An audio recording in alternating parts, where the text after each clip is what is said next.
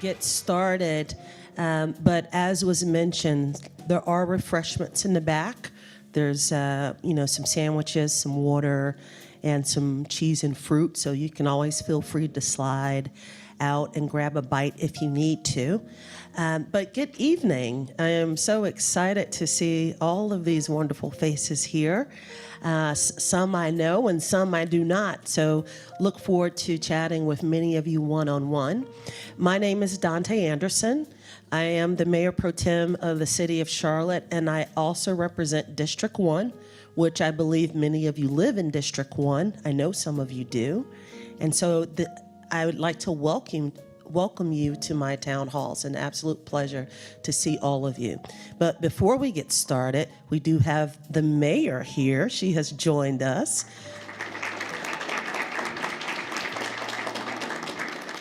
And I just want to acknowledge the mayor. We have a wonderful mayor. She does tremendous work. You guys don't know how hard she works behind the scenes and in front of the camera. So thank you, Mayor, for taking time to be here.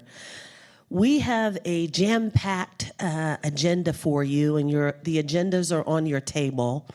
And I came up with this agenda because as I go out and I'm in the community, I go to neighborhood meetings, some recurring themes continue to come up that residents want to know about. And so that's how we put this agenda together this evening. So you're going to get some good double clicks on what's going on as it relates to mobility. Some of you may have heard that, our legislation has been introduced to the General Assembly to allow us the right or the opportunity to place a 1-cent sales tax on the ballot. And so it's in the General Assembly now. It has been split into two bills, one which would allow us to give us that local authority to do so, to place it on the ballot.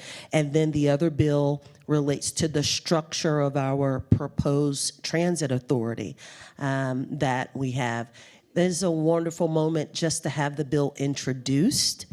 The mayor has been working on this for her entire tenure of being mayor, and I've been working on this as well for my entire tenure of being on council, which is now, I'm in my second term, and so it's an exciting time for the city of Charlotte, and if we're going to be a serious, large city, we have to invest in transportation and mobility. So you're going to have some updates there. You're also going to have some great updates around workforce development. So many of us are looking for good-paying jobs, and you should have a right to a good-paying job if you live here in the city of Charlotte, whether you have a 2- or 4-year degree or not. And so you're going to hear some wonderful things about what the city is doing to lean into providing the residents an opportunity to get upskilled, reskilled, and access to good-paying jobs. And then you're going to also hear about housing. How many of us think housing is expensive in the city of Charlotte? Quick poll, 100%, right? Absolutely. And so we're going to get some updates on the $100 million housing fund that we have and we operate as a city. You know, the last time we had our housing fund, which was $50 million, in 2023, we brought online over 1,200 more affordable housing units because of that $50 million. Many times our housing trust fund dollars are but $4, so developers add that to their financial stack when they go to ask for financing. And so it really is an opportunity to bring additional units online. We've doubled it this time, thanks to you all, the voters. You all said, yes, we need to lean into it. And so you'll hear some updates about the housing trust fund. And then the other thing that I've been hearing quite a bit is many residents don't fully understand their rights, in particular those that rent. And I've gone to several neighborhood meetings where I've heard that.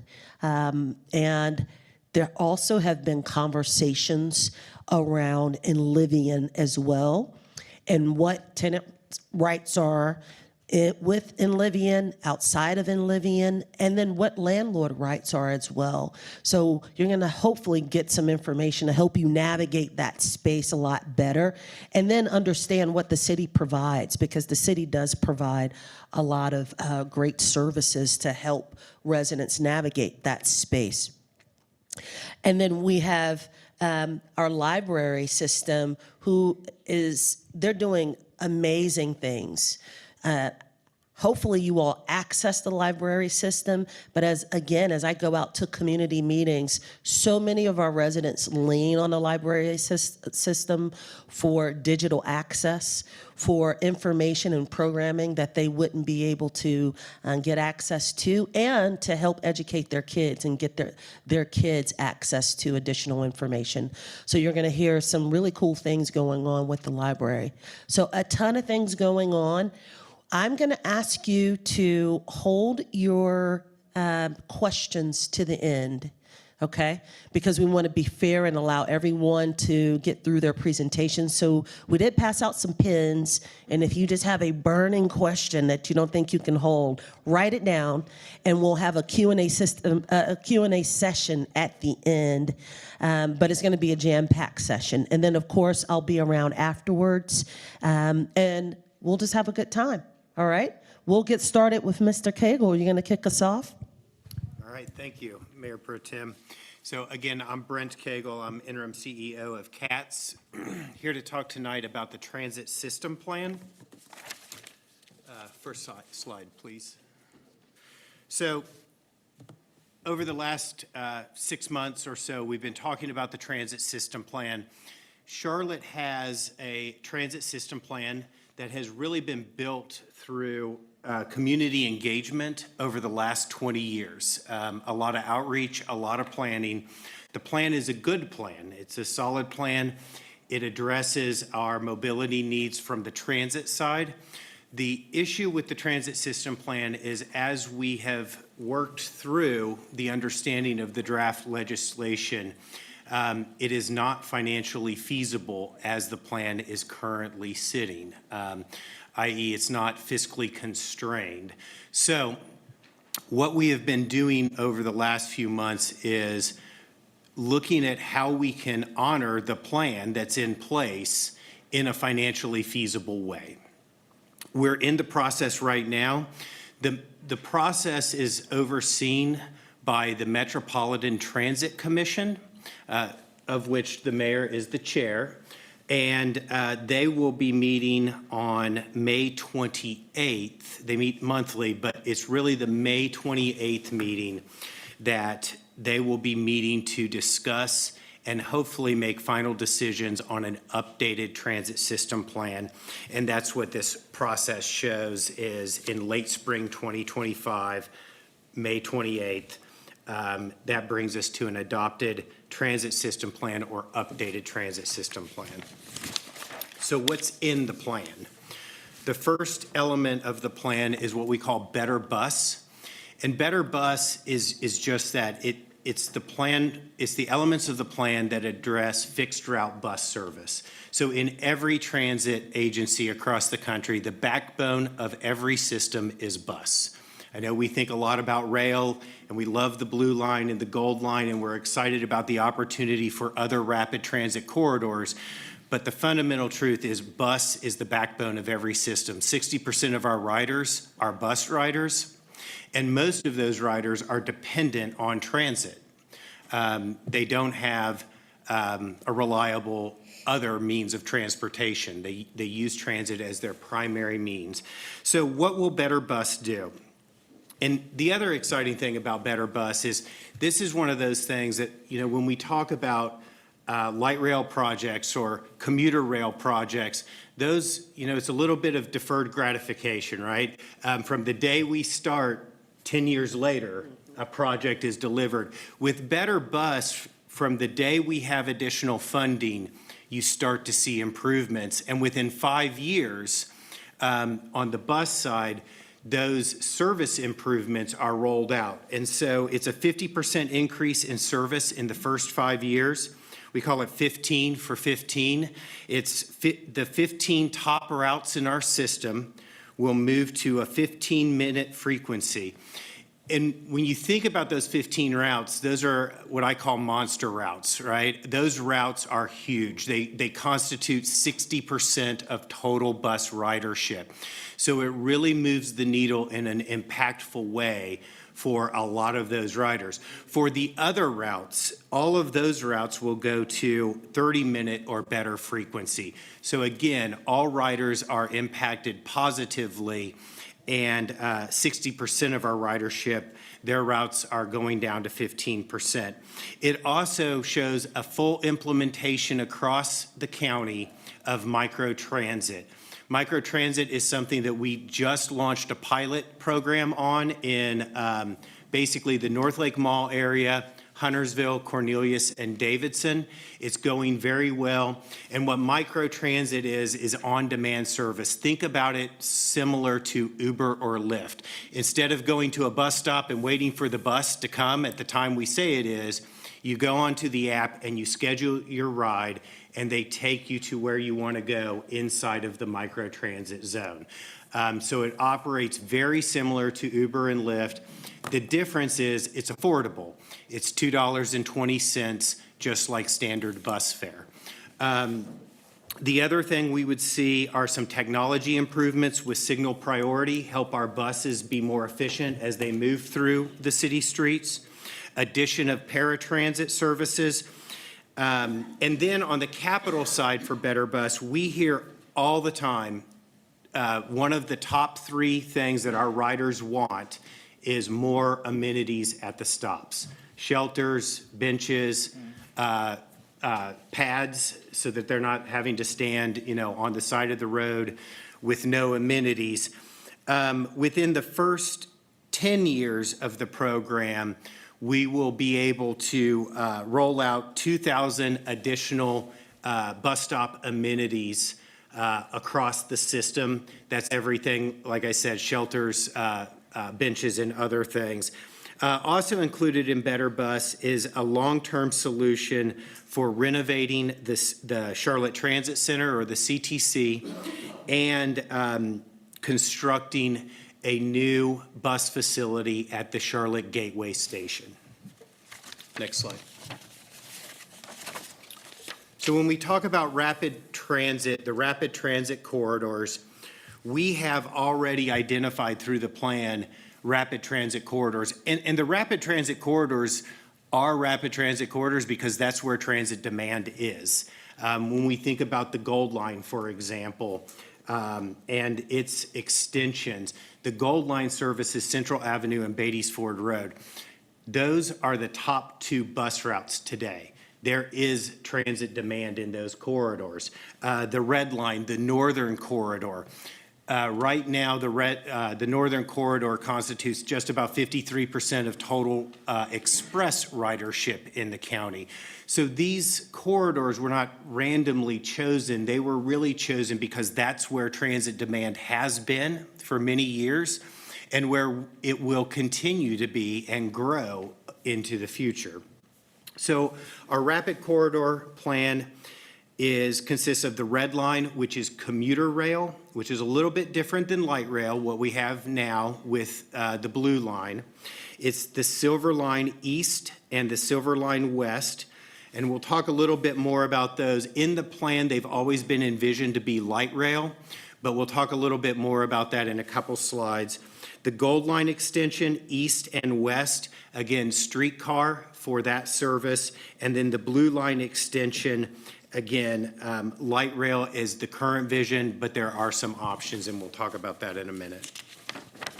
Next slide.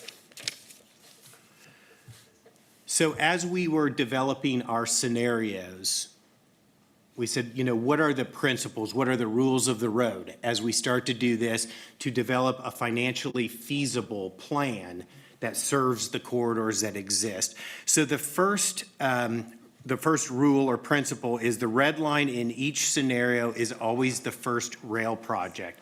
So why is that? It's because the proposed legislation specifies that it must be the first rail project in the bunch.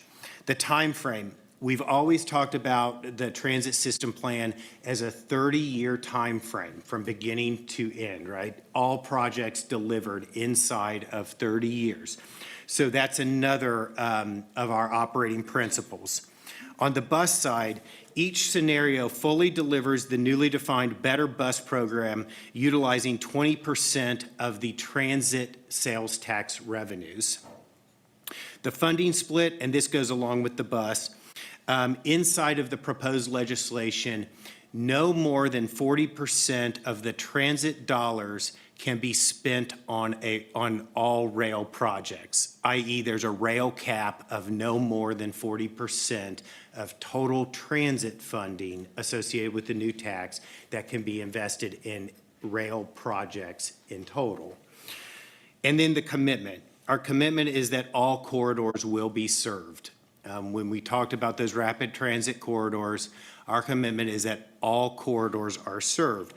But as I mentioned, because to serve all corridors in the current plan, the funding is insufficient, really the decisions with the transit system plan and the update come down to trade-offs. And it really comes down to sort of one or the other. The first trade-off is we can maintain a transit system plan that honors rail and continues to build rail, but we have to shorten the lines, right? And what I mean by that is instead of the Silver Line East, for example, going all the way to Matthews, it may have to be shorter and then have the ability to expand into the future as resources are available. So that's really what termini or length means. You alter the length to build what you can afford today with the understanding that as future funding becomes available, you can expand it. And we have experience with that. The Blue Line and the Blue Line extension is a perfect example of where we built the first segment and then we expanded on.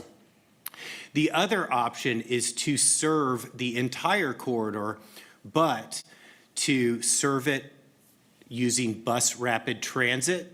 Bus rapid transit is less expensive than rail. I don't want to say that it's a less expensive option because bus rapid transit is still a very large investment in the community, but it's less than rail. And so if the desire is to serve the full corridor immediately, then we have to start looking at bus rapid transit as an alternative mode for rapid transit. So let me jump into the scenarios. All right, so I know this looks like an eye chart, but I'll walk you through it, and it's actually easier than it looks to as we walk through this. So as we looked at these with the principles in mind, right, all of the rules of the road, so to speak, there emerged 4 alternative scenarios. And what I will say about these four scenarios, all of them are better than what we have today, right? Every one of these represents a win and better enhancements and service for transit across the county, but they come down to those trade-offs. So scenario 1 is a rail-focused scenario. And what scenario 1 does, again, the red line always goes first. It's statutory, it's in the proposed. Better Bus is always in the plan at 20% to execute full Better Bus. The Gold Line East and West are in all scenarios as the streetcar. Where there becomes variability is within all rail scenario, like scenario 1, we have the financial capacity to build the Silver Line East and West from the airport to Bojangles. That would be the first rail segment, light rail segment. Beyond the airport and beyond Bojangles become future extensions. Now, once that rail is built, the lines can be extended, but it preserves the ability to honor rail and keep that moving forward. It just requires more time and reliance on future extensions. The Blue Line extension to Pineville and then on to Ballantyne is the same way. As rail, the Blue Line could be funded to Pineville, and Ballantyne would be a future extension beyond this plan. So scenario 2 starts to mix in bus rapid transit. Again, commuter rail, the red line, better bus, streetcar, gold line east and west. Then we have the Silver Line West retains rail to the airport with rail as future extensions beyond the airport. On the Silver Line East, it would be converted to bus rapid transit, and that would go full line from Gateway Station all the way to Matthews CPCC Levine campus. And then on the blue line, no change, light rail in the first segment to Pineville with a future extension. The third scenario, same first 3, commuter rail, better bus, and streetcar. In this scenario, the difference is bus rapid transit would be utilized for the entire Silver Line, east and west, and then light rail would be able to proceed to Pineville and to Ballantyne. And then the fourth scenario is really the mirror opposite, if you will, of the first scenario. That's doubling down on BRT. And so, again, red line, better bus, gold line, unchanged. The difference is for the 2 light rail projects, Silver Line and Blue Line extension, we would go all in with BRT. And again, those are the scenarios. All of these are financially feasible. All of these are financially possible. All of these represent a huge improvement and enhancements across the county. But they do it in different ways. They require those trade-offs. And like I said, on May 28th, the MTC, we are doing public outreach right now. We'll continue doing that, and on in April, we'll present to the MTC the information that we've gathered from the community meetings. There's actually one right now, literally, in Pineville going on. There was one earlier in the week in Cornelius and one last week in Matthews, and there will continue to be community engagement. So as we go through the engagement, we'll report out in April to the MTC on what we've heard, and then in May, we will seek their recommendation for which of these scenarios to establish as the updated transit system plan. So how to learn more? So this is we have a project website out there. It's catstransitsystemplanupdate.com. We also have hard copy information out in the community. You can follow us on social media. You can sign up for our emails on the project website, and you can contact us at the tsp@publicinput.com. And so we want to hear from the community. This is really important.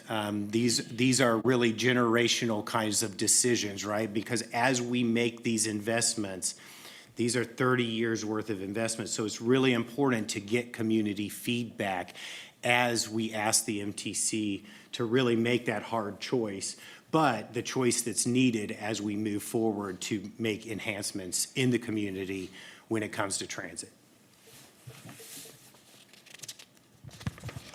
Wow, Mr. Cagle, there's a lot going on. One more slide, sorry. This is just more information on public. Yep. On how to get engaged. That's excellent. Please take a photo of this and make sure that you are engaged. As Mr. Cagle just said, this is a generational opportunity to put your thumbprint and have your voice heard as it relates to how our transportation system will be built out. So please lean into it, engage. You can also stay up to date with the CATS YouTube channel as well. I'm sure you guys have some questions for Mr. Cagle, so he's not going to slide out in the back. There'll be questions at the end. Okay, so we'll go on to our next topic, which is workforce development. Thank you. And thank you to the mayor, Mayor Pro Tem, panelists, and to the community. It is my honor to be here. I am Sherry Jones, Program Manager for the Office of Workforce Development here with the City of Charlotte. And I'm excited to share more of the programs that we have and so that you become more aware of them. Next slide. So I'm going to go back a little bit. 11 years ago, in 2014, there was the Where is the Land of Opportunity research that was done by UC Berkeley and Harvard, two groups. And they went to 50 major cities around the country to see where was the land of opportunity.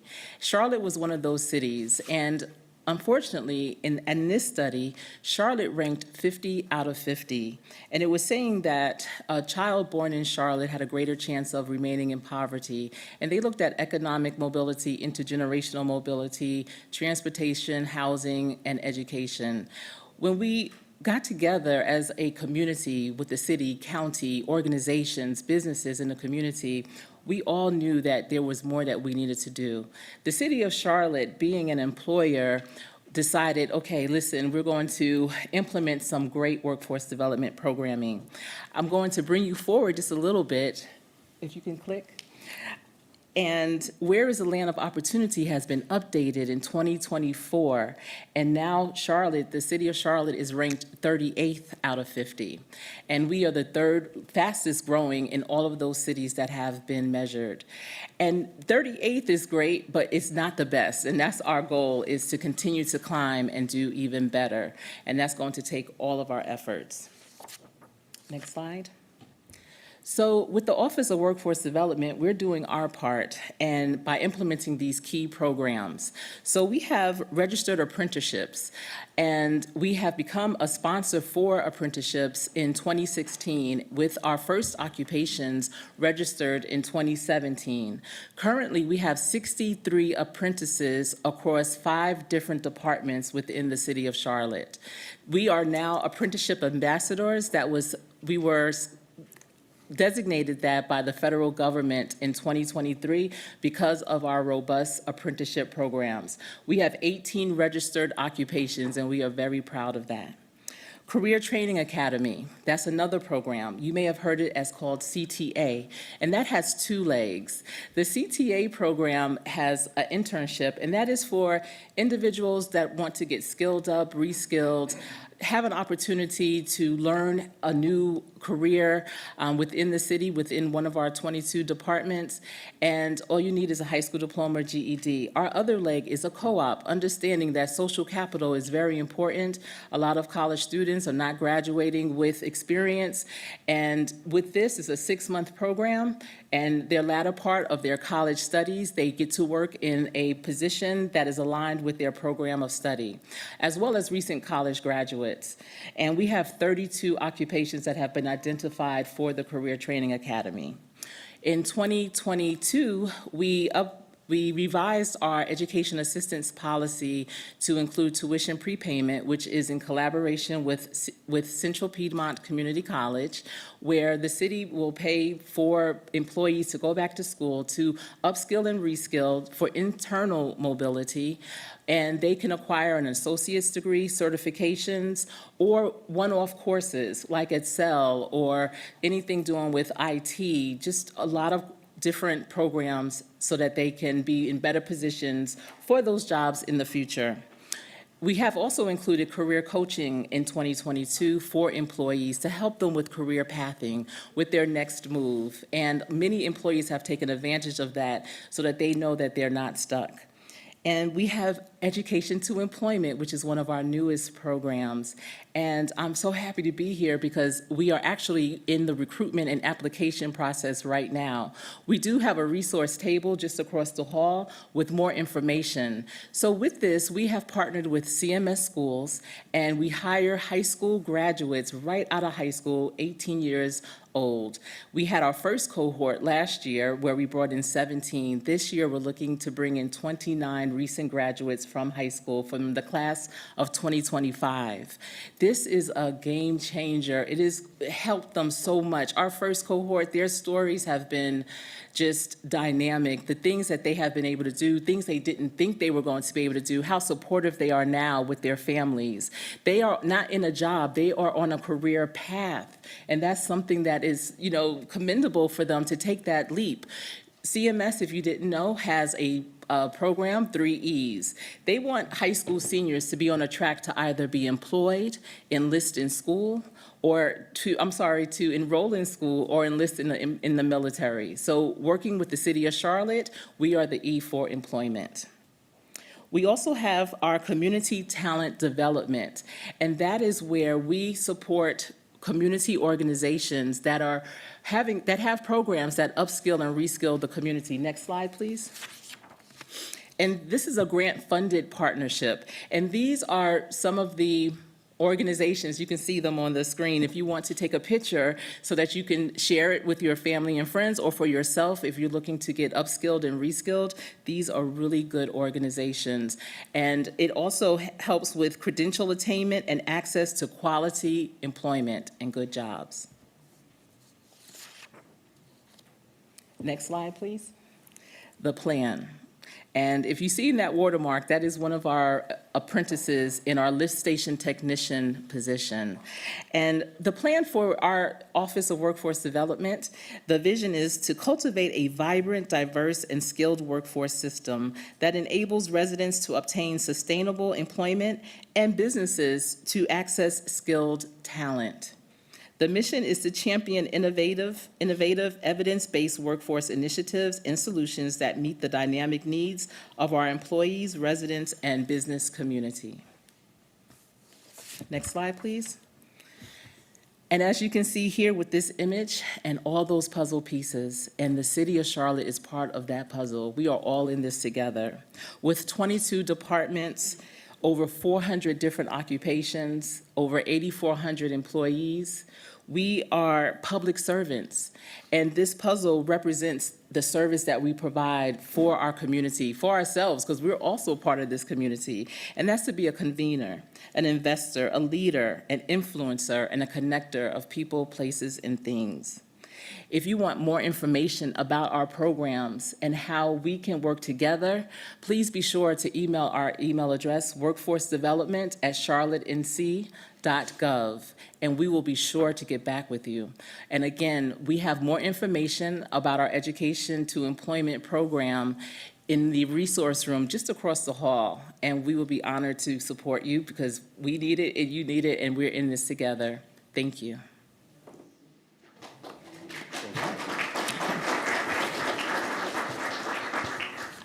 Thank you, Ms. Jones. Workforce development, we elevated that about a year or so ago, Mayor, to be one of our key top priorities because we know how important it is. And just for the city of Charlotte, we manage a $4.2 billion budget that is a combination of municipal budget and enterprise budgets. And so the city of Charlotte within itself is a significant employer for the city. And so the workforce development team's doing some phenomenal things under the leadership of Ms. Danielle Frazier, who's been with us for about a year. So now we'll move on to the Housing and Neighborhood Services and hear more about the $100 million Housing Trust Fund. Thank you, Mayor Pro Tem. Thank you, Mayor, for allowing me to come here to speak to you tonight about the Housing Trust Fund. I will say a little bit of the thunder stolen, talking about the $100 million bond. But, no, I think everyone's well aware of that by now. But yeah, so thank you so much. Michael Engelhardt, Housing Trust Fund Manager here at the City of Charlotte. And I'm really excited to present to you a little bit more information about the Housing Trust Fund, including where it's been and where it's going. So first, I'd just like to tell you a little bit about the story of the Housing Trust Fund and kind of where we've been and again, where we're going and this evolution that we're undergoing. So historically, the Housing Trust Fund has been active for over 20 years now. And we're really proud of the history of the trust fund and all of the great work that it's done. We've heard a little bit tonight about great transit and great employment opportunities, and now hopefully some great housing stories as well. So over that 20-year history, what have we done? What have we accomplished? And I would say quite a lot, right? In that 20 years, we've helped support the development of over 12,000 units of affordable housing. That is across new construction, rehabilitation, we're talking home ownership, we're talking supportive housing. So really the full spectrum of housing choices for individuals and families. And in addition to that, we've also seen approaching 1,000 shelter beds for those who have experienced homeless. So again, going from home ownership all the way down to our most in-need residents in our community and neighbors. And so with that, that really proud history of production of the Housing Trust Fund across the city of Charlotte, with this $100 million bond, thinking through how can we go beyond what we have done, right? While recognizing we're very proud of that work, thinking more holistically, right? So thinking through how can that work connect with, housing and mobility, housing and workforce development, housing and healthcare, right? Taking a more holistic approach to housing beyond just bricks and sticks, right? Talking about the individuals who live in that house, in that housing, and helping them grow and achieve all that they can. So with that more holistic focus on resident outcomes, specifically along the lines of economic mobility, neighborhood affordability, and then residential stability, which we'll hear about in a little bit. Next slide. So, as we mentioned, there's a $100 million bond that was approved in November, and for on a personal level, I'm eternally grateful for the job security there, but also, of course, for all the great work that we do. So, the 2024 bond, again, that's a doubling from the 2022 bond, and it recognizes the continued need for affordable housing and a desire to go above and beyond what we have done historically. So to guide those investments, City Council approved an affordable housing funding policy back in September. And so with that is to help guide how those funds are distributed across the community to meet the full spectrum of housing needs that we see. So as you're most likely familiar with, if you follow the Housing Trust Fund, is that the real engine that powers the production that we've seen has been in rental housing production, and we've seen an increase in the commitment there in terms of funding that will be used for rental production. But beyond that, I think perhaps what most stands out is the very large commitment to home ownership opportunities for residents across Charlotte, with a $25 million spending goal set there. And then we have other programs as well that are pretty consistent with past work. We're talking rental housing preservation and anti-displacement work, as well as supportive housing and shelter capacity. So those are not going away, right? None of that stuff is going away. It's looking to expand and grow upon the work that we have done. And so with that, looking at things like the Innovation Pilot Fund, right? So thinking through new novel approaches to affordable housing across the city of Charlotte, and thinking through specifically scalable solutions to an enormous problem, right?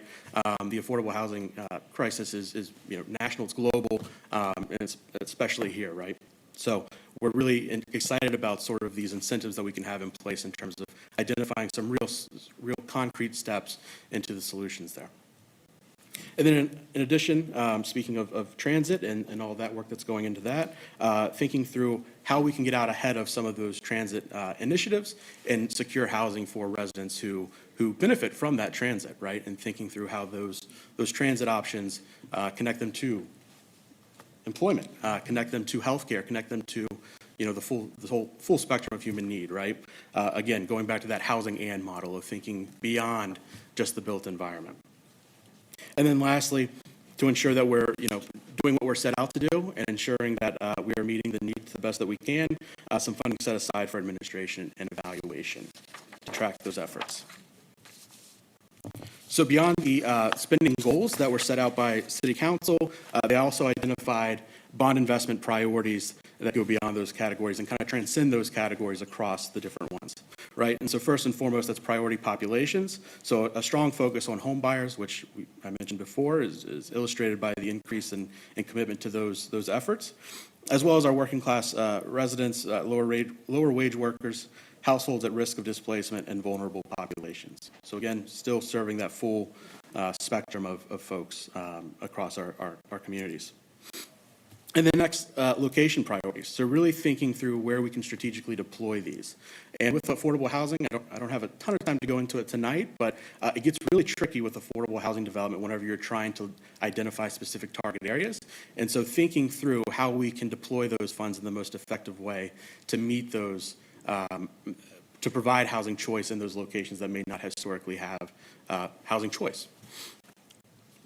And then next, resident services. So again, a real, one of the engines of all of this is resident services, specifically geared towards upward economic mobility, including workforce development, so on and so forth, healthcare for seniors, things of that nature.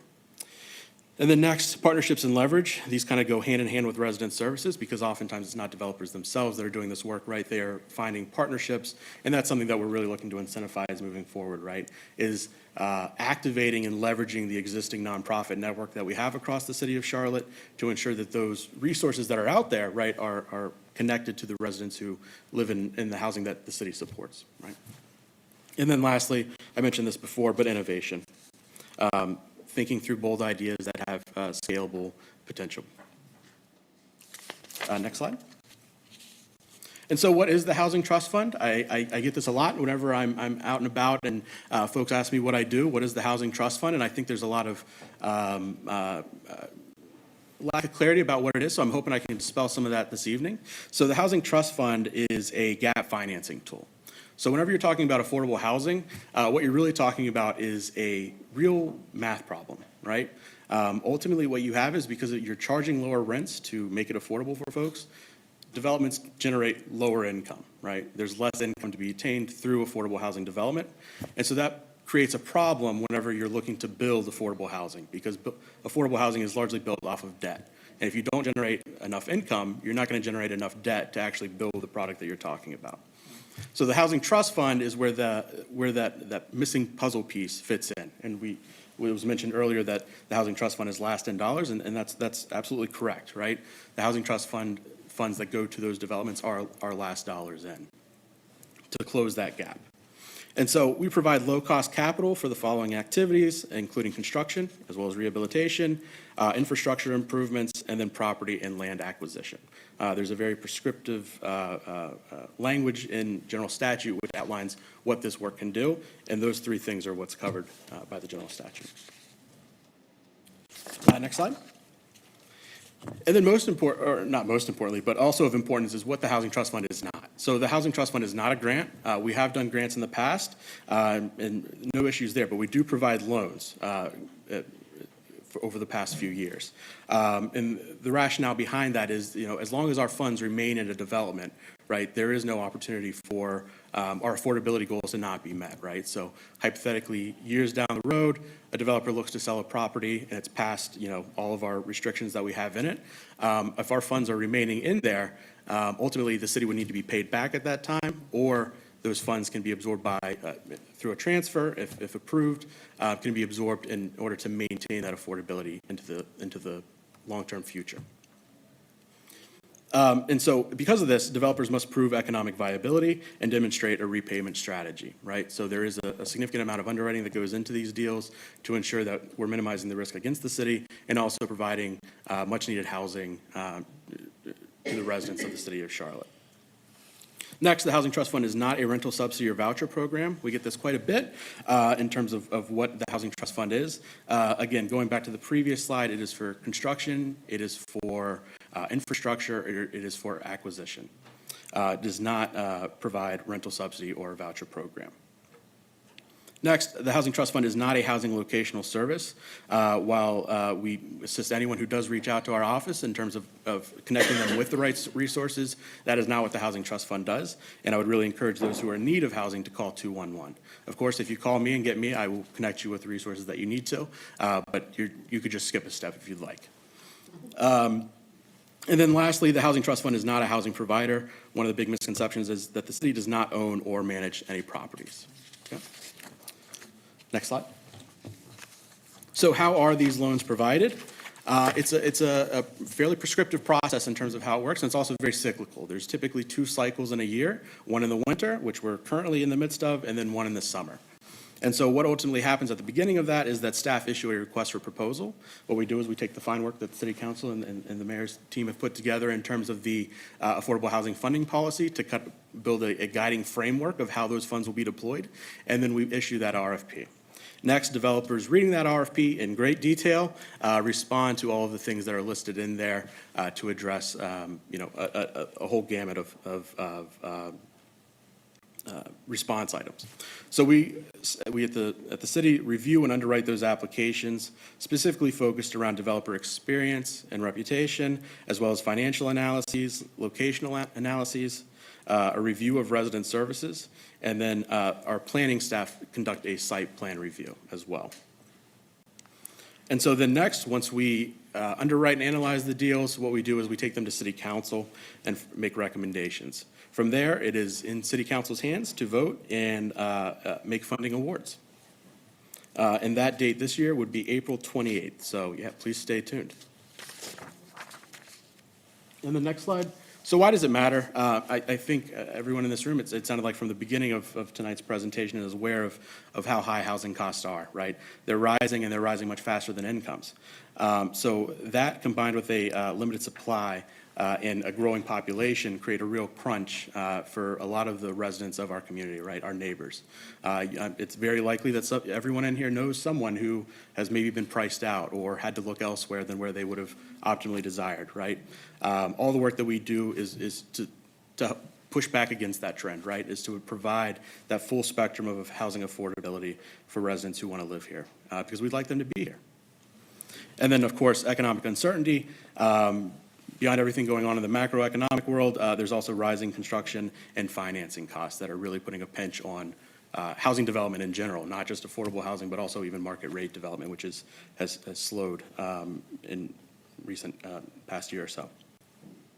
And so by providing gap financing through the Housing Trust Fund, we are ensuring that essential members of our communities, our neighbors, are able to have a home in our community. Next slide. And then just to illustrate that, it's to dispel some of these notions of who lives in affordable housing, who's eligible for affordable housing. These are all folks you know, all folks that you interact with on a day-to-day basis. They're childcare workers, there are maintenance staff, they're cashiers, construction workers, healthcare social workers, drivers, other folks who work in transit, nonprofit managers, teachers, and those who are living on a fixed income. So whenever we're doing this work, we always like to keep that in mind of like, who is it we're trying to help, right? Of course, the bricks and sticks matter, but it's also most importantly the folks who live there. So yeah, please stay tuned. April 28th, like I said, is the next vote on awards. And if you'd like to learn more, I will be here the rest of the evening. I can stick around afterwards. Happy to share information, have tons of business cards. But otherwise, I just thank you for the opportunity to chat with you tonight. So thanks.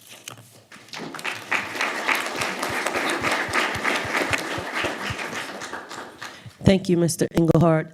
Really great presentation. And I think you made a great point about we all know someone, everyone in this room knows someone who is looking for housing or has been priced out, and they're trying to figure out how they can access affordable housing that fits within their budget. And so really great work for our Housing Trust Fund. I can tell you we were in D.C. a couple weeks ago, and other cities are trying to model what we're doing here. And in particular, in this current inflationary time where we are seeing tariffs and other things going on, costs will continue to go up. There's no way around that. Costs across the board will go up. And so having a tool like this Housing Trust Fund locally will help us try to stave off this issue that really is a global crisis, which is access to affordable housing. So now we're going to move on and talk about some residential stability opportunities here with our community relations group, and they're going to provide some information around fair housing and landlord and tenant rights. Okay, good evening, everybody. My name is Rhonda Jackson. This is my coworker, Lisa Ford. I am a community relations specialist, and my focus is on fair housing investigations. Next slide. Okay, the Community Relations Department is the human relations agency for the city of Charlotte and Mecklenburg County. And part of our department is fair housing as well as dispute settlement landlord-tenant. What the City of Charlotte's local fair housing ordinance is comparable to the Federal Fair Housing Act. Next slide. Yes. So what is fair housing? Fair housing is your right to live anywhere that you choose, regardless of your protective class. That right is protected by federal, state, and local laws. Next slide. This is normally a 60-minute presentation, y'all, and I'm trying to get into 10 minutes. So please, if you have any questions or anything, please, we have a table across the hall, and I would love to talk to you there, but I'm going to be respectful of your time. And so 60 minutes, so 10 minutes, okay. Next slide. What are the protective classes? Currently, we acknowledge 7 protective classes.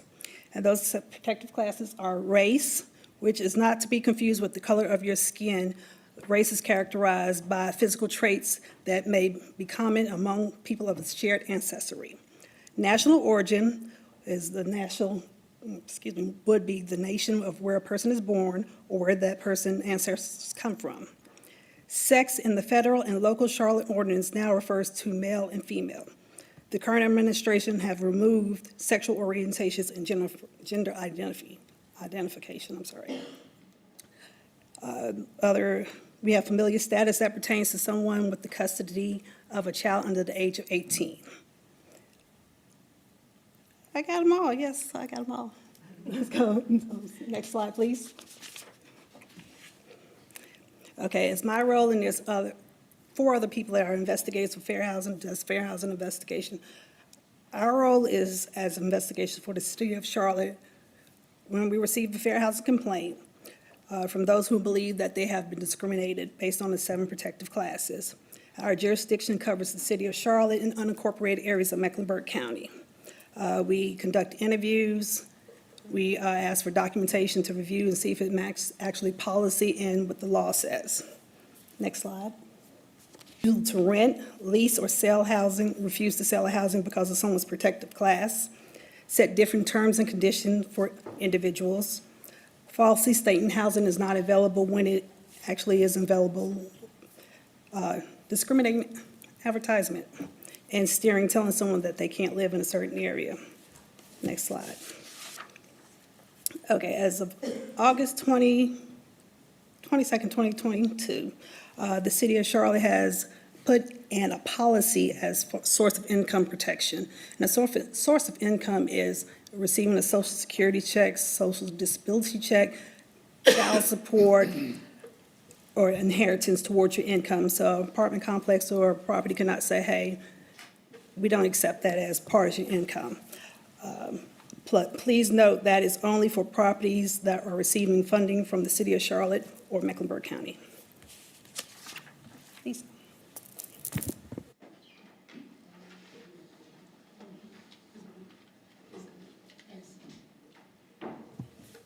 Good evening, everyone. My name is Lisa Ford, and I work with the City of Charlotte Community Relations Dispute Settlement Program. Under that umbrella, I administer the landlord-tenant program, and that's what I'll be talking to you about today. I don't like to make assumptions, but it's safe to assume that at some point in time, each one of you may have had a dispute with someone, a falling out with a family member, or maybe a conflict with someone in your neighborhood. And we're going to talk about the landlord-tenant program and how that program can assist you if you should come across certain things. If we could go to the next slide, please. So just to give you a little background, the landlord-tenant program was established in response to several key issues that were going on in Charlotte.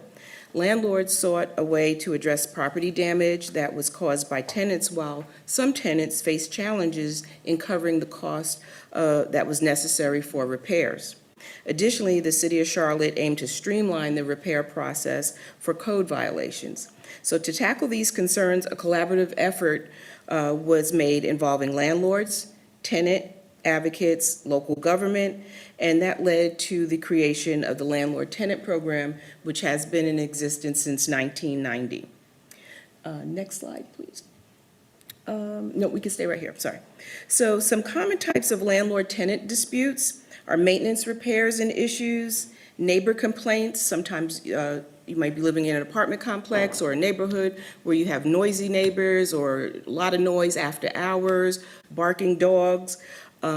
Property bans. That's when somebody has been restricted from coming onto the property of a particular apartment complex or so, but they do. And then you need to notify someone so that they are aware, because once they have a property ban, they are no longer allowed at that location.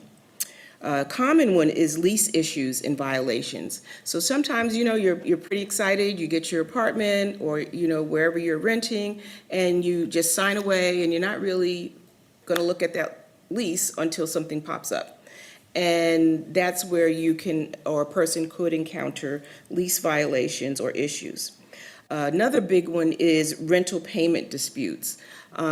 Maybe the person is a little short 1 month and they might make a partial payment, but not realizing that making that partial payment is going to lead them into being late on that rent for that particular month. Money is a touchy subject. So if a person is not able to make their payment, quite often they will either avoid the issue and not contact the landlord, or they may just, like I said, do a partial, but not realizing that that's not going to cover them for that month, and it will lead to either late fees or them going into further, further decline in their status. So the worst possible scenario is eviction. And again, when you're either afraid or you just don't know how to handle the situation or don't know who to turn to, you avoid quite often people will avoid the situation.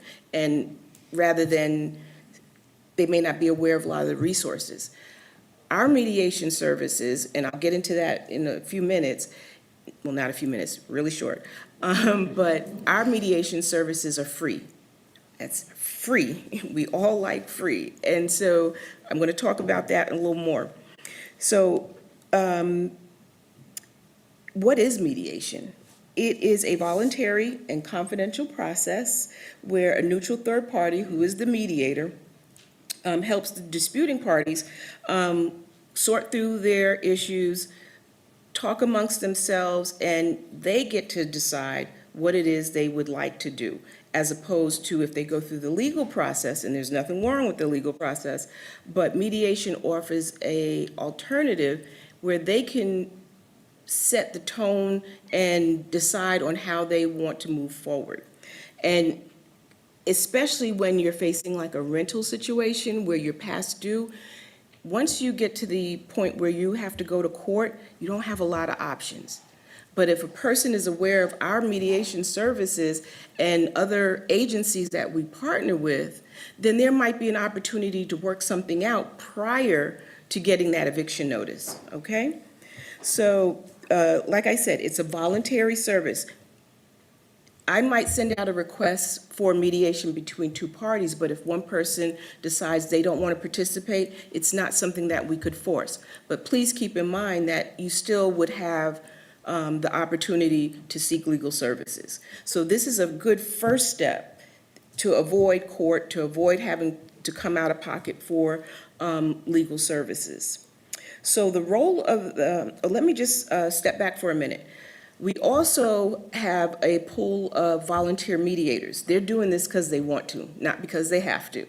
And our mediators go through a basic training program, then an apprenticeship, which includes observations, and then code mediations, and then they're able to mediate on their own.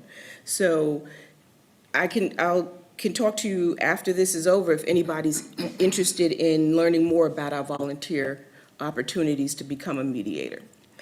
The role of the mediator is to listen to both sides, help them clarify the issues, sort them out, and guides the conversation. They are not going to determine the end game, okay? The two parties, or sometimes it's groups, will decide on what they are seeking or what they would like to be the end result. So that's another huge plus for mediation. Mediation is cost-effective compared to legal proceedings. Again, It may not work each time, but it's an option for, the community. It's a faster resolution time. So just to give you an idea, if I get a request for a mediation, and that could be a phone call, an email, a submission on our website, once I contact the parties, we could get something set up as quickly as maybe a week, 2 weeks, or it could be longer. But it's a relatively quicker process than going through the court system. Tenants can address their concerns without fear of retaliation.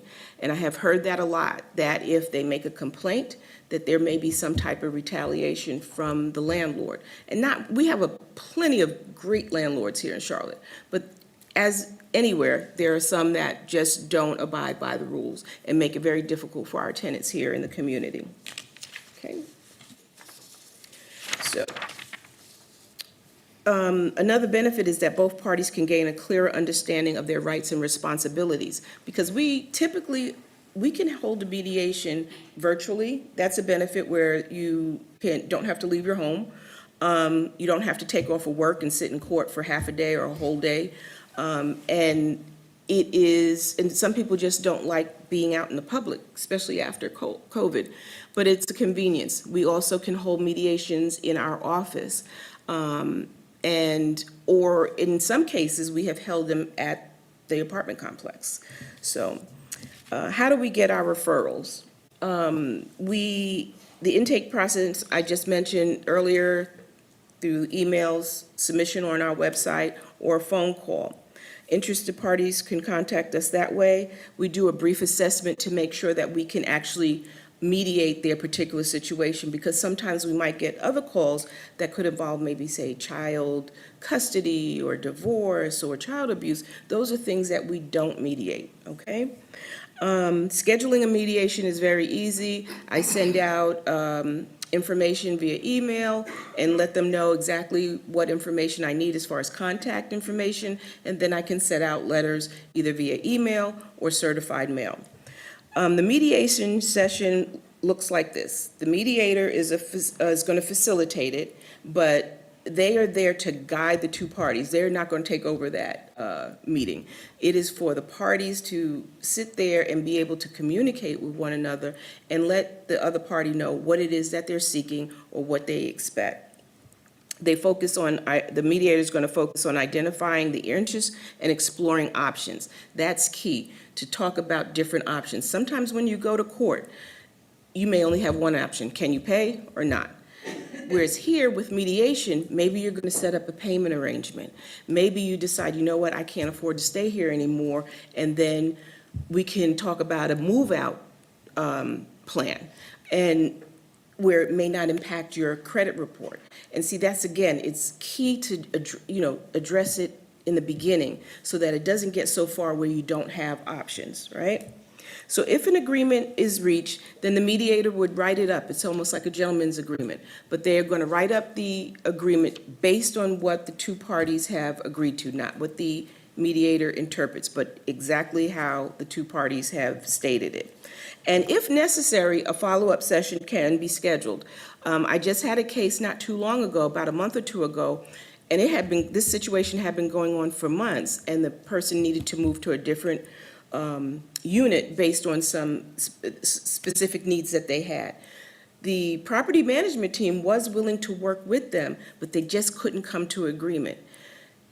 This went on for about 7 months, trying to get it scheduled and different things going on. And finally, just as of last month, they came to an agreement. And because they weren't able to accommodate her immediately, she received a settlement amount, which covered her expenses and then some that she had on, because they weren't able to quickly, assist her. So there are some really good landlords out there who are willing to work with people, but I think it's just a matter of communication. So that's, one of the great stories. Not all mediations end on a positive note, but that's just reality, right? So, as I mentioned before, afterwards, we have other speakers, but if you are interested in volunteering or you know someone who might be interested in volunteering, please feel free to contact us. We'll be at the resource table afterwards. And in addition, if you know someone who may need our mediation services because they are having a problem with their landlord or with their living situation, we also handle cases more recently, such as with HOAs and their boards. There's a lot of issues in communities that have HOAs that are somewhat difficult to work with. Additionally, that is something else we do, or we could hold a town hall style meeting, which we did with our whole community relations team. We went out to a senior center who the residents each had so many different issues and they weren't necessarily being addressed. And the landlord, the property manager was willing to let that meeting take place there. And we were able to kind of do a group session where we covered all the different questions and then set up a plan on how the landlord would address them. So thank you all for your time and coming out here, and Mayor Pro Tem for having us.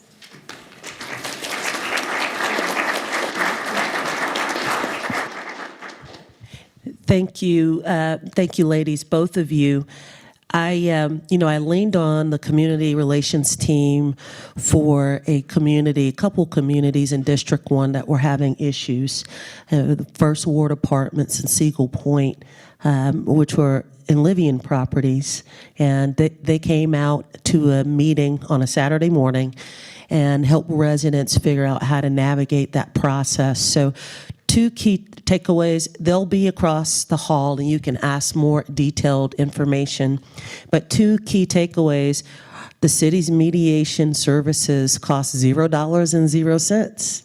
So if you're in a situation where you believe you need mediation, you should lean on this group. The other key takeaway that I had just from interfacing with this team is, quite often renters get in disputes with landlords due to conditions or lack of maintenance and delaying maintenance. And sometimes as a renter, you think you can withhold rent as a way of trying to negotiate. But that's a bad idea, because that can trigger an eviction process. And you never want that, because once you have an eviction on your record, that moves with you. So when you're looking to rent in other areas, you are going to have that as a part of your record. So you really want to pay your rent. If you have disputes, please pay your rent, and then please lean on services like the community relations team to help mediate any issues you might have. Okay, so last but certainly not least is Mr. M.T. Turner. He is the CEO and chief librarian of our library system. And I remember when MT came on board, I was so excited to see an African-American male as a chief librarian, and was very interested in his path on how he got there. And I'm someone who has leaned into libraries from being a kid to being an adult. I travel quite frequently, and the city's main library is really sort of tells a story about that city and its history and its character. So really excited about the construction that's going on in our main library, and also some of the really cool things that MT is standing up for our community. So MT, I will pass it on to you to close us out. Thank you so much, and good evening, everyone. I am MT. I am your chief librarian for the Charlotte-Mecklenburg Library. Mayor Lyles, Mayor Pro Tem Anderson. Happy to talk with you just about a few things that are going on at our library. First of all, we have 21 locations, and I will say to that District 1 is probably one of the luckiest districts because we have 5 libraries in your district. We have Main, Imaginon, Plaza Midwood, we have Sugar Creek, and we have, I knew I would forget one.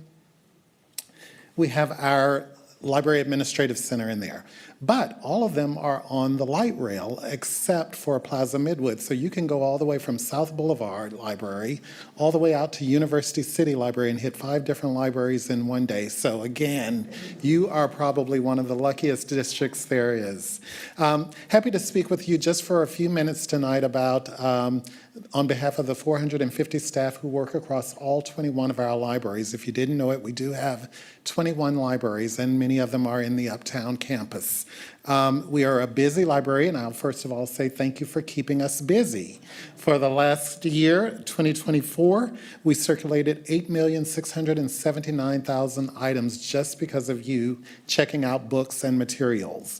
We had 2,261,000 of you visit our libraries, and we had 482,949 of you who came to a program, a story time, brought your neighbor, did something at one of our libraries. So thank you for keeping us busy. I will also say that for many of you, if you have not used the library in a long time, we probably still have your name on file. We do keep records of who has used our library, but I will say that if you stopped using us because you have a fine on your record, please know that 3 years ago we dropped all fines. And so you can come back and use our library. You don't have to be shy about it. You don't have to be ashamed. Just walk in and say your name, and they'll say, "Did you used to live at this address?" And you'll be like, "Yeah, that was 30 years ago." Well, we still have it in the file, but they will wipe out that fine right there on the spot, and then you can use our resources again. I'd also like to say that we have about 2.4 million items, 2.3 million items in our collection. And that's really exciting because one of the ways that I judge a good library is I say all of the time that we have something to offend every one of you. So if you have something that you like to read about, we probably have an opposing viewpoint that would set your hair on fire. So that's how you tell a great library. I do want to talk about our new main library. Thank you so much. We do have a new main library going up in Uptown. It is the same address from when our very first library was built back in 1903.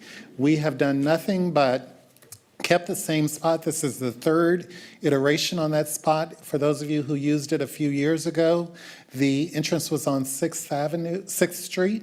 We're moving it back to Tryon, so the entrance to the library will be on Tryon. It will have 5 floors. The first floor will have a cafe on it, so you can come in and get coffee. We're hoping that we're able to get a liquor license so that you can have a wine in the evening, but hey, cross your fingers on that one.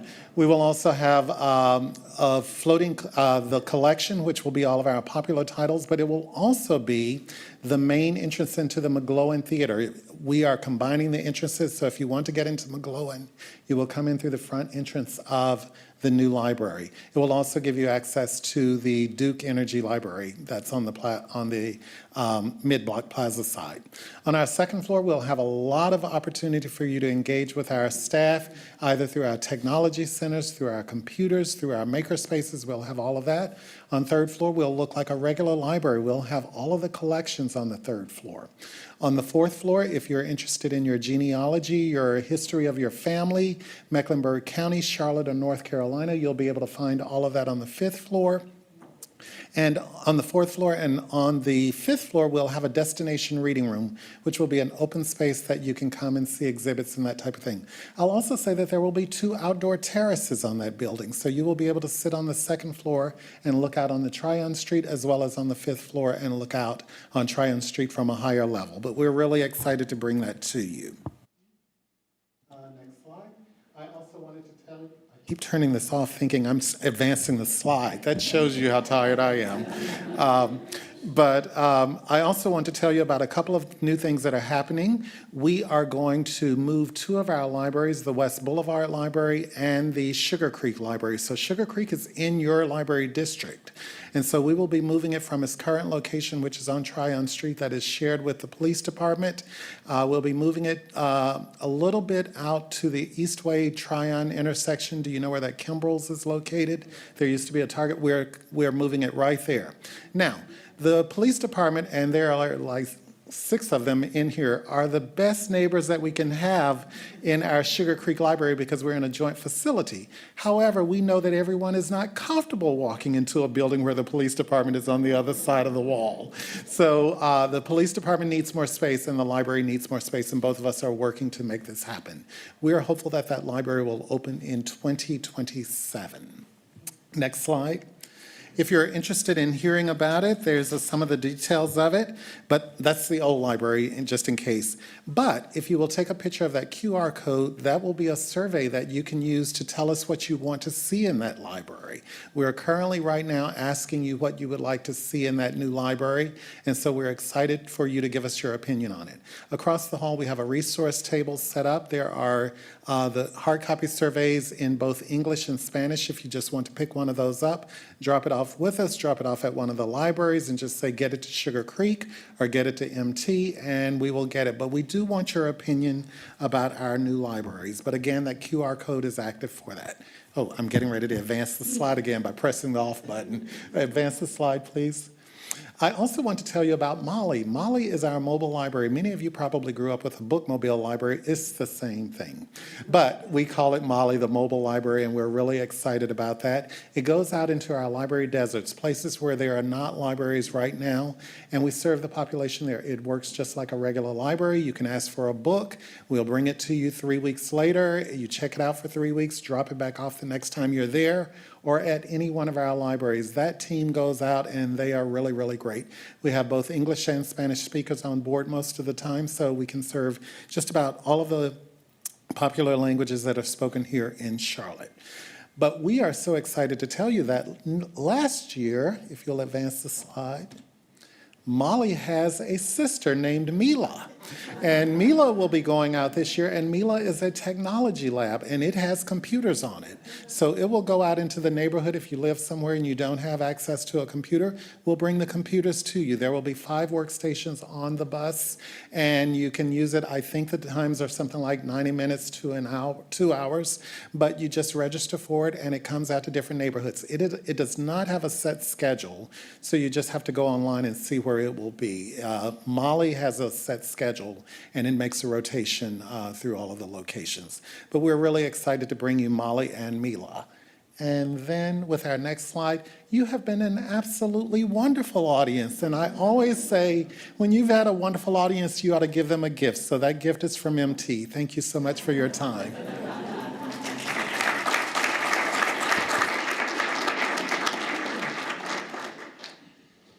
Thank you, MT. The new library is going to be very cool. It will be an awesome, great addition to Uptown Charlotte. And with that open space on the top floor, and to be able to grab a glass of wine, MT, at the library, very, very cool. We are hopeful.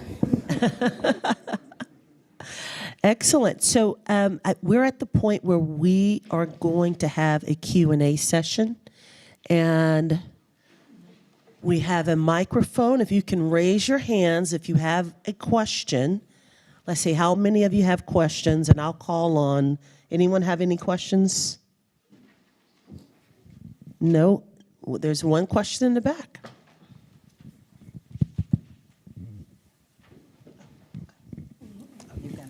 MT, is that genealogy service, is that going to be free? So of all the people I thought was going to get a question this evening, not me. I had turned the mic off. Yes, genealogy services are free. We have a staff member on board who is really, really great with genealogy services. You book time with her, and she will help you start the process. She also teaches classes on that. Probably can find them online, that there's a genealogy class. I know that she taught one on Black genealogy about a year and a half ago and had 80 people signed up to learn about genealogy. But yes, that is available through us. Okay, we have one question over here, and there is a mic on that table, so maybe she can access it. Okay. All right. I have a question about the housing and the neighborhood services. You know, because of the homelessness that has really been plagued Charlotte, especially the downtown area and all the homeless shelter, are they going to have a special provision for I know that they're gonna work with low income, but a lot of these people, they are handicapped or disabled and in wheelchairs and can't get jobs, and they're in a homeless shelter. So with this $100 million that the city of Charlotte is the grant, is that gonna, some of that's gonna be dedicated to that segment of people? You want me to help you out here? I was going to say, I can certainly do my part, and then I'll kick it over to you. Yep, you go ahead But- and do your part. But yeah, to your question, it's a great question. So yes, the Housing Trust Fund has worked towards providing housing solutions, like I said, from 0% AMI up to 80% AMI, and that includes our neighbors who are currently on the streets. And so yes, there is a $9 million set aside specifically for supportive housing and shelter capacity. But then in addition, for all of the rental developments that we do fund, at least 20% of those units have to be set aside for up to 30% of the area median income, which is the extremely low income bracket. And as part of those, they're typically done in conjunction with low-income housing tax credits. And as part of that program, there is a 10% set aside in addition that is set aside for formerly homeless or those in need of supportive housing for one reason or another. But yeah, I will. Thank you. No, a great job. I would just say, in addition, there are a couple of other things that we're doing within the city and the county. So there's a program called A Home for All that both the county and the city put money into. And one of the targets of A Home for All is to really begin to target our unhoused population and address their issues and concerns. And so a couple of things they're going to be doing this upcoming year. They're going to start a street outreach program that will have registered nurses as well as counselors going out on the street so they can potentially administer medications right there on the spot if someone needs medication. Because to your point, there's a lot of mental health challenges that are going on without being medicated. And then the other aspect that they are looking into, and this isn't written in stone, but they're working on it, which is to have a shelter that has individual rooms in that shelter where members of our unhoused population can go directly. A part of the challenge with a subset of the unhoused population is that they don't trust the shelters, and having cots in an open room is certainly an untrustworthy space. And so A Home for All is working on standing up a shelter where if an individual would like to go that night, they can work with them and get them in that shelter that night. So keep your eye and your ears open around what's going on with A Home for All in the upcoming months. Yes, Ms. Astrid, and there is a microphone right there for you.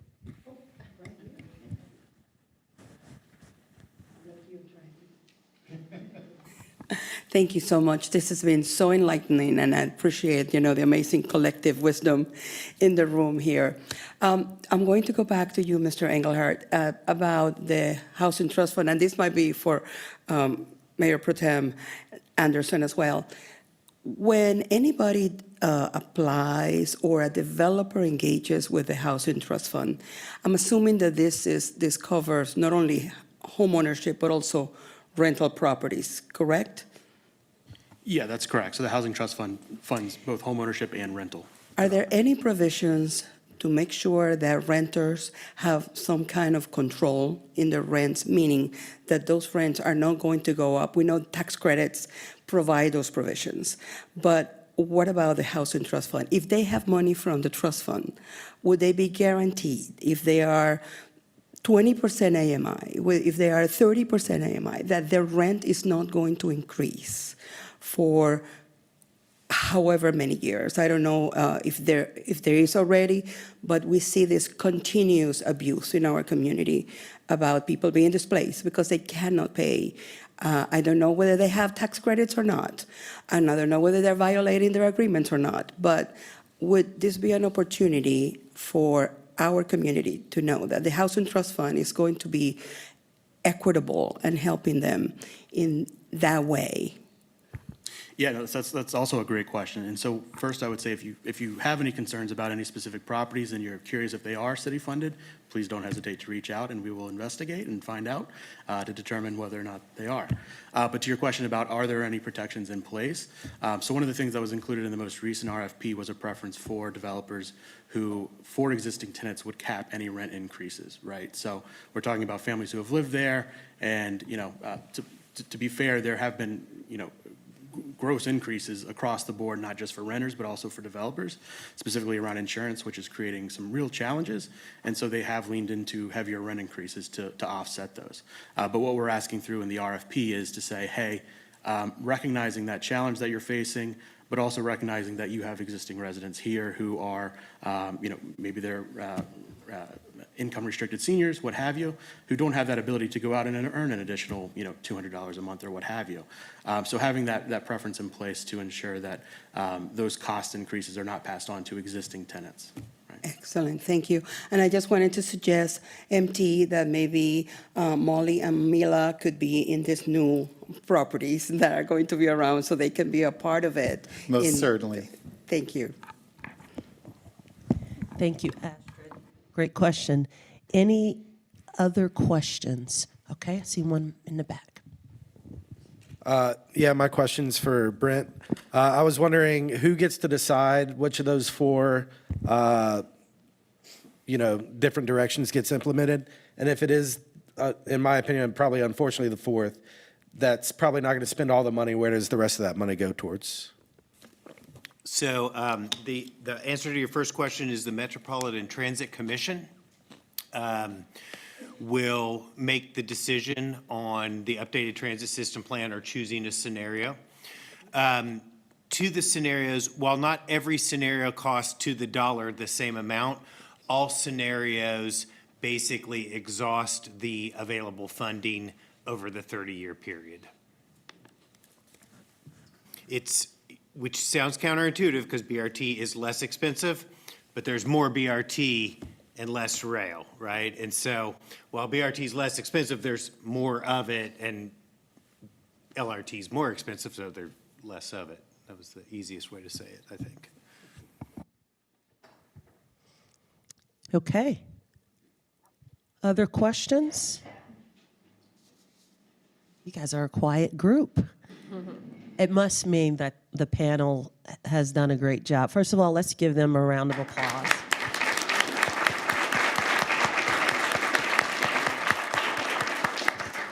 So I'm going to go ahead and close it out and allow you to do a couple things. First, mingle and interact with each other. We have some amazing neighborhoods within District 1 and some really great neighborhood associations. So get to know the other neighborhood associations and the leadership, and borrow and improve upon the things that they're doing in their neighborhood. Bring it to your neighborhood. As we mentioned, there's resource tables across the hall, so you can double click on any of this information here across the hall. There are refreshments in the back. There's still some sandwiches and things of that nature in the back. And I just want to make a couple of points before I close out. First, thank you to the panel. When we reached out to them, they were all very quickly a very quick yes, and I greatly appreciate the collaboration and partnership. I would also be remiss if I did not thank Robin LaFerno. Many of you know who Robin is, right? How many people know Robin? Yes, she is awesome.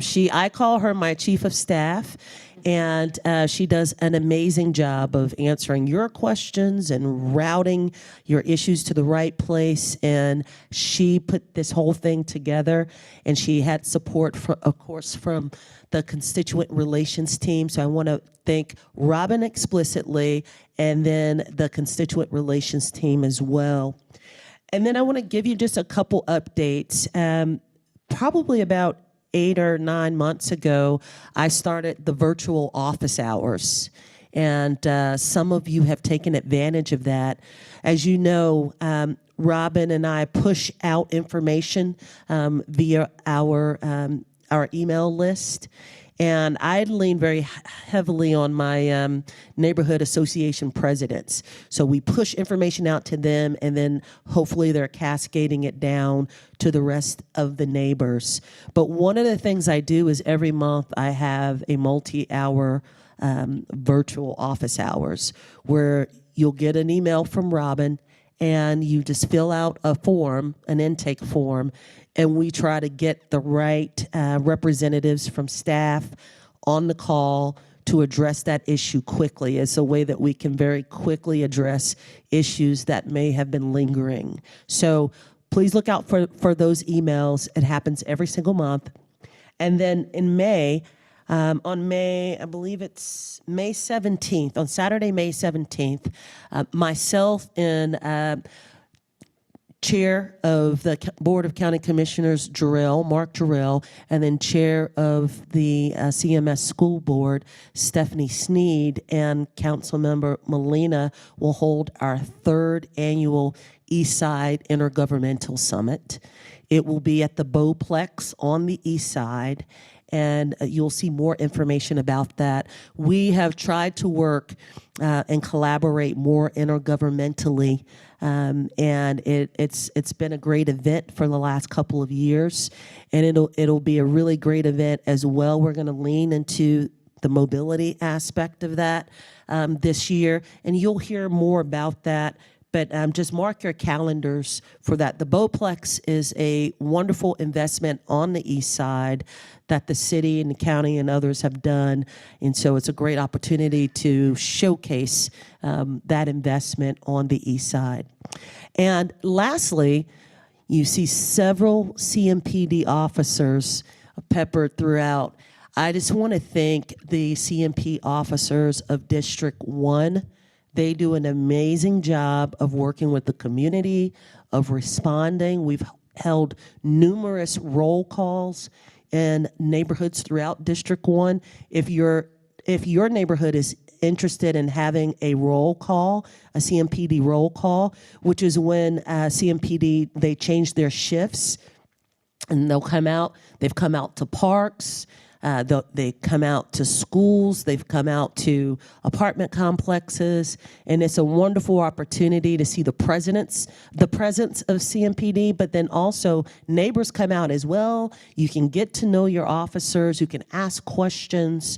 It's a great opportunity. So if you're interested in having a roll call, reach out to these guys, but I want to thank them specifically because they are just wonderful, wonderful partners that helps District 1 continue to be safe.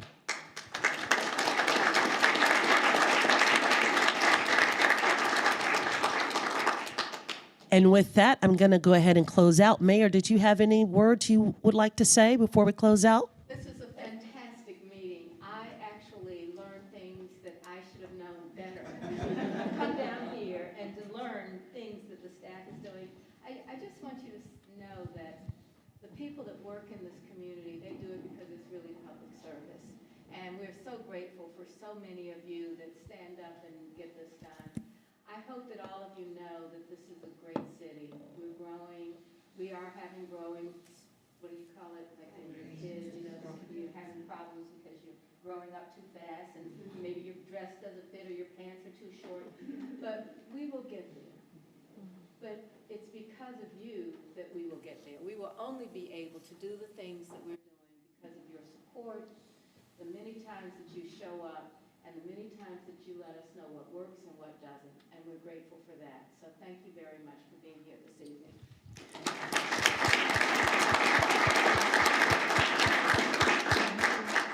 Thank you, Mayor. And with that, enjoy the resource tables, each other, and some food in the back. Thank you for coming out.